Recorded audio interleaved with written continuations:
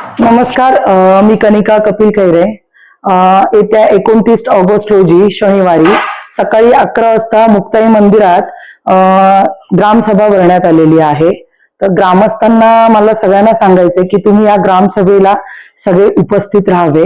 त्याचबरोबर मला एक थोड्या गोष्टी म्हणजे ग्रामस्थांना सांगायच्या आहेत आणि ग्रामपंचायतच्या गोष्टी ज्या ग्रामस्थांना माहित नाही त्या गोष्टी मला आज सांगायचे आहेत. सगळ्यात पहिले एक गोष्ट सांगते मी.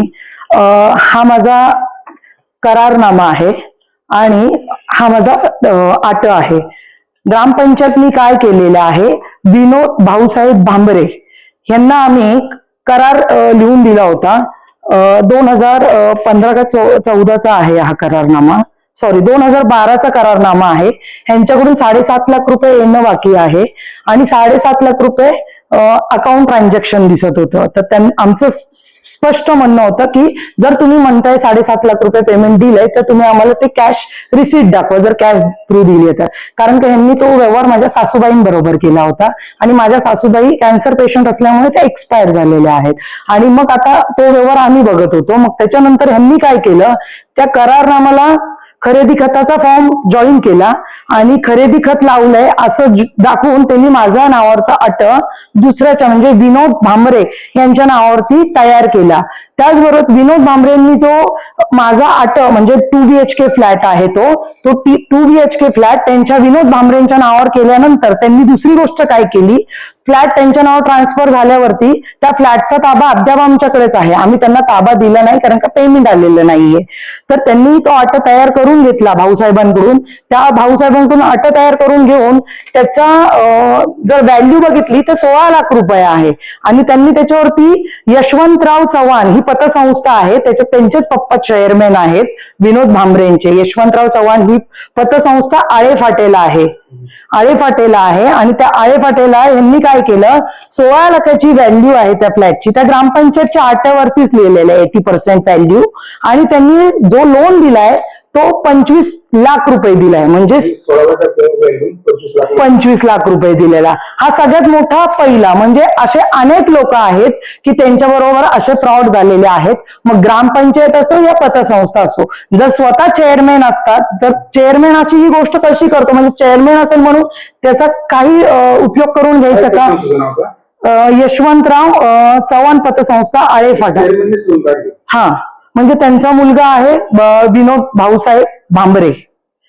त्याचबरोबर आज 29 ऑगस्ट रोजी मी नारायणगाव ग्रामपंचायतमध्ये माहितीच्या अधिकारी खाली 3 फॉर्म दिले होते. त्यांनी मला ती माहिती दिली नाही, टाळाटाळ करतात. ते म्हणतात तुम्ही इथे या, पडताळणी करा.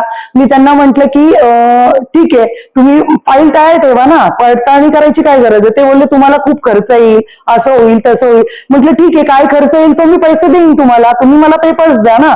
तर ते म्हटले नाही, तुम्ही इथे तुम्हाला जे जे पेपर्स पाहिजेत ते आम्ही तुम्हाला पुरवतो. त्याचबरोबर नंतर ते थोड्या 2 दिवसांनी एका व्यक्तीकडे जातात, त्या व्यक्तीला म्हणतात त्यांना सांगा माहितीच्या अधिकारी खालचे फॉर्म रिटर्न घ्यायला, म्हणजे मी जे माहिती मागितले ते फॉर्म रिटर्न घ्या, तुमच्या काही नोंदी असतील त्या आम्ही फ्री मध्ये करून देतो, काहीच काय चार्जेस घेणार नाही. ठीक आहे, असं मला ऑफर देण्यात आली. हा, दुसरी गोष्ट अशी खरेदी खर्च केले, खरेदी खत खरेदी खत केले. हो, करारनामा मागे लावला. येस, ग्रामसेवक असेल, सरपंच असेल, त्यांची पूर्ण बॉडी त्याला जबाबदार आहे ना अशा चुकीच्या गोष्टी करायला. हो, आणि परत मी जेव्हा पोलीस स्टेशन वगैरे सगळं, म्हणजे मी म्हंटल मी मीडियामध्ये हा विषय घेणार आणि मी पोलीस स्टेशनला मी अर्ज वगैरे केले, तर लगेच त्यांनी 2-3 दिवसात ते लगेच त्यांनी करारनामा परत माझ्या नावावर, म्हणजे ग्रामपंचायत अट परत माझ्या नावावर ट्रान्सफर केलं त्यांनी. हा, पूर्ण त्यांना जाणवलं की आता आम्ही थांबणार नाही, हे पुढे विषय वाढणार. तर ही गोष्ट एक झाली. अशा अनेक गोष्टी आहेत. आता 29 ऑगस्टला जी ग्रामसभा होणार आहे तर त्यांनी काय केलं, एक नोटीस दिली आहे सदस्यांना. अद्याप कुठल्या सदस्यांना नोटीस दिली नव्हती, फक्त त्यांना तोंडी सांगायचे ग्रामसभा आहे. पण ग्रामसभा कुठं, ग्रामपंचायतच्या वरतीच भरायचे. ह्यांचेच ठराविक लोक, ग्रामस्थ नाही, ग्राम ठराव नाही, काहीच नाही. हेच यांचे पैसे काढणार, हेच यांचे पैसे खर्च करणार. माझं म्हणणं आहे की ठीक आहे बाबा, सांडपाणीला किती खर्च लागलाय, बंदिस्त गटार कुठे बांधलेत, विकास कामे कुठे केलेली आहेत, हे तुम्ही आम्हाला दाखवा ना. तर त्यांनी आता नोटीसमध्ये असे 4-5-10 पॉईंट टाकलेत की आपण या पॉईंटवरती ग्रामसभेमध्ये चर्चा करू. आता हे तुम्ही ठरवणारे कोण? ग्रामसभा कशाला भरवता तुम्ही? ग्रामस्थांचे प्रश्न विचारले ते उत्तर द्यायला सरपंच, भाऊसाहेब किंवा सदस्य, तुम्ही ह्याला उत्तर देणे बंधनकारक आहेत.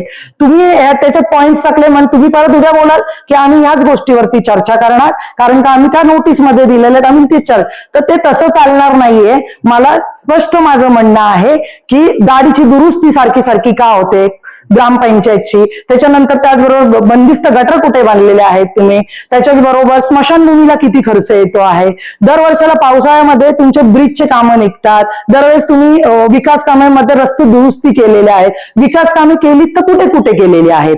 आज बेनके दादा असो, कोराळे दादा असो, आशाताई असो, त्यांचा जो निधी आलाय, त्यांनी जी कामं केलीत हे गावकऱ्यांना माहिती आहेत. मग तुम्ही 2018 नंतर कुठली कामं केलेली आहेत? वेश जी बांधली शिवाजी महाराजांची, त्या वेशीसाठी पण तुम्ही वर्गणी गोळा केलेली आहे आणि ती वर्गणी गोळा करून तुम्ही ती वेश बांधले. त्याच्या व्यतिरिक्त मला नारायणगावमध्ये कुठलाही विकास दिसत नाहीये. मग तो तुम्ही विकास आम्हाला दाखवा. घनकचऱ्याचा कॉन्ट्रॅक्ट तुम्ही कुणाला दिलेला आहे, त्या कॉन्ट्रॅक्टदारची माहिती पाहिजे आम्हाला. आणि तुम्ही बोलाल परत 29 ऑगस्टला नाही मी पेपर आणले नाही, तर आम्ही सांगितलं होतं तर तुम्ही ते आधी सांगायचं होतं, मग आम्ही ग्रामसभेमध्ये आणले असते. तर माझं म्हणणं स्पष्ट आहे, तुम्ही जेव्हा ग्रामसभा 29 तारखेला जेव्हा घेणार आहे त्यावेळेस तुम्ही हे सगळे पेपर घेऊन येणं जरुरी आहेत आणि बंधनकारक आहे.